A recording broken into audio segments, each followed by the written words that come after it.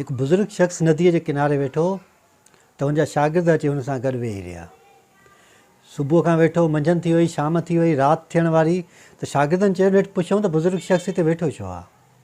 त हुननि चयो साईं तव्हां हिते वेठा आहियो नी, सबबु कहिड़ो आहे? त हुन चयो त मां इन इंतज़ार में आहियां त हीउ दरिया सुके त पोइ मां ॿिए पासे ॾे क्रॉस कयां। त छोकिरा खिलण लॻा। त बुज़ुर्ग शख़्स हुननि खे चयो त कोशिशि कयो पंहिंजे हाल में जियो, यानी जेको हीउ वक़्तु आहे, जेको हलंदड़ वक़्तु आहे, उहो ई अहम हूंदो आहे। घणा माण्हू त माज़ीअ जी दस्तरस में एतिरो रहंदा आहिनि, माज़ीअ में एतिरो गुम हूंदा आहिनि जो उन्हनि खे ख़बर न पवंदी आहे त हू हाल में छा करे रहिया आहिनि। ऐं एसि ताईं जो के जीनियस माण्हू बि अहिड़ा हूंदा आहिनि जेके पंहिंजे कम में एॾा मशगूल थी वेंदा आहिनि, बिज़ी थी वेंदा आहिनि त उनखे ख़बर न पवंदी आहे। उहा वरी ॿी शइ आहे। घणनि माण्हुनि सां तव्हां मिलंदव या कचहरी कंदव त उहे तव्हां सां पंहिंजा किसा बयानु कंदा, ॻाल्हियूं बयानु कंदा ऐं पंहिंजे माज़ीअ जूं शिकायतूं कंदा। अक्सर करे या इंसान जी फितरत रही आहे त हू माज़ीअ जूं जेके ग़लतियूं या गुनाह हूंदा आहिनि उहे घणा यादि कंदो आहे, पर जेको हुन जूं सुठियूं ॻाल्हियूं हूंदियूं आहिनि उहे तमामु घटि यादि कंदो आहे। हूअं बि असां जंहिं मुआशिरे में रहूं था पिया उते डीमोटिवेशन जे लाइ माण्हू घणा आहिनि। तव्हांखे निदींदा, टोक कंदा ऐं आख़िर में हीउ जुमिलो त आम आहे, कहिड़ो त तूं नथो करे सघें, तोखां इहो थी नथो सघे।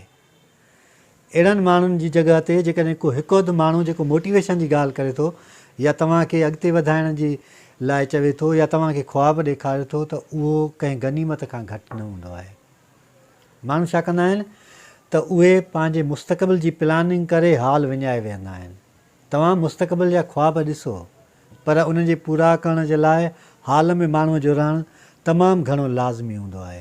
हाणे जेकॾहिं को माण्हू ख्वाबु ॾिसे थो त उनखे हिकिड़ी डायरेक्शन जी ज़रूरत पए थी, हुनखे हिदायतुनि जी ज़रूरत पए थी या हुनखे अहिड़े रस्ते जी ज़रूरत पए थी त उहो रस्तो काॾे थो वञे या उहो रस्तो छा हुनखे मंज़िल तरफ़ वठी थो वञे या नथो वठी वञे।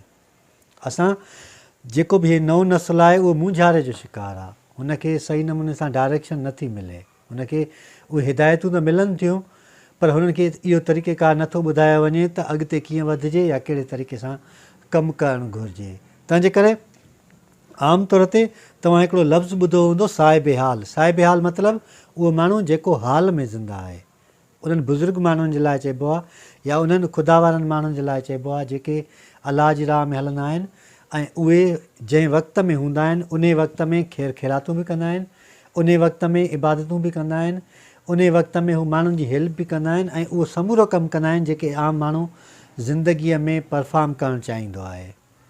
तव्हां ॾिठो हूंदो त जेके सुठा माण्हू हूंदा आहिनि उहे हमेशह पंहिंजे हाल में ई रहंदा आहिनि, यानी जेको हलंदड़ वक़्तु आहे। उहो रजनीश जोशीअ किताब में लिखियो त जॾहिं मां मानी खाईंदो हुउसि त मुकमल तौर ते मानीअ चॿाईंदो हुयुसि ऐं सॼो फुल अटेंशन मुंहिंजो होॾे हूंदो हो।